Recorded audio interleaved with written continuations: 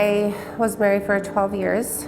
The relationship was abusive the entire time, whether it was physical, emotional, mental. And after it would happen, it was, I'm so sorry, and I'd forgive him and stay in it. I probably tried leaving 7 to 10 times. The things that he was saying to me, it was kind of like the light bulb went on, and I realized that it wasn't worth it, that this wasn't gonna end, it wasn't ever gonna get better, and it was actually getting worse. And I decided to leave.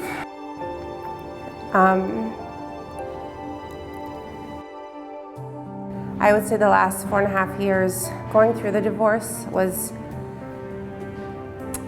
a lot of times harder than being in the relationship. So I had brought the children in to talk to someone at a Child's Voice, and they spoke to me for a while and asked if I'd ever done anything to help myself or to work on myself, and they'd mentioned the Compass Center. Belle, she was a 7-year-old girl who comes to the Compass Center for play sessions. Belle's story begins when Mom's boyfriend moved into the home and began babysitting her. When Belle told her mother what was happening, her mother would ask the boyfriend what happened. He would tell the mom Belle was lying and then proceeded to assault her again when they were alone. The Compass Center's mission is to end the cycle of violence. And we break that cycle of violence by working with survivors, giving them free services here in Sioux Falls. I'm the victim advocate, and so I work with victims whether they need counseling or not, attend court proceedings with them. Every Tuesday we have someone that goes to protection order court and stays in the court to work with our survivors who we see in the Compass Center, both before and after, and then also to meet any new survivors that happen to come through that haven't been at the Compass Center doors. We don't need proof that you're a victim, we don't need police reports, we don't need ID. You can come to us and use a fake name if that makes you feel safe.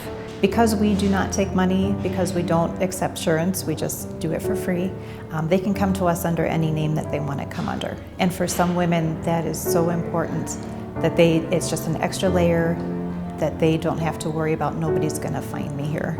We worked with a lady who was in her 60s, maybe 70s. Her husband of many, many, many years, she didn't want him to know that she was planning on leaving. And so she came to us under a false identity, so there was no way he could ever find out. Play is a universal language to all of us. And to children, that's what they communicate through. And the way they communicate in their words is through the play of toys. And play therapy is just like it sounds. They come in and they play with her. They love her. They think Deb is the best thing ever. Play therapy in Sioux Falls is rare. There aren't a whole lot of people that are doing play therapy in Sioux Falls. To have it at free service is you can't find it. But sometimes it's very hard for children to express the emotion or the feeling that they're having. It's very hard for them. So once they start playing with toys, a lot of times the toys will interact with what has happened to them. And so that's what I do. I work through play with them to help them heal for the process that they're going through. Every kid that comes in our facility, one of the first things they do is they get their handful of paint, the color that they want, and they stick their handprint on the wall coming in the doors. And that tells them this is a safe place for you to be, and this is a place of healing for you.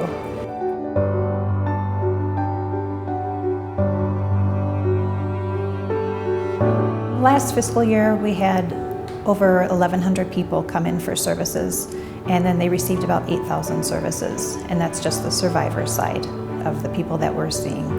It's an incredibly huge number of people in Sioux Falls. You may have a family member or a friend who receives services that you have no idea about, so by giving to the Compass Center, in turn you're helping your community, your family, your friends.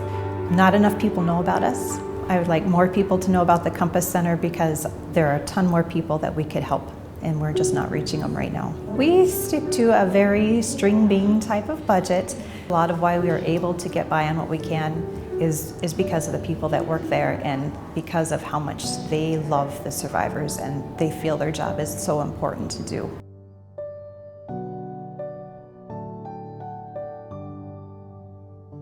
The Compass Center helped me to see that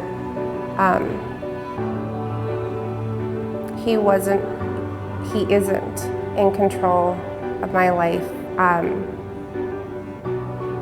that I am getting my life back. I am a survivor, and I like to say that I never really did any of this to prove to him, but to prove to myself and the kids.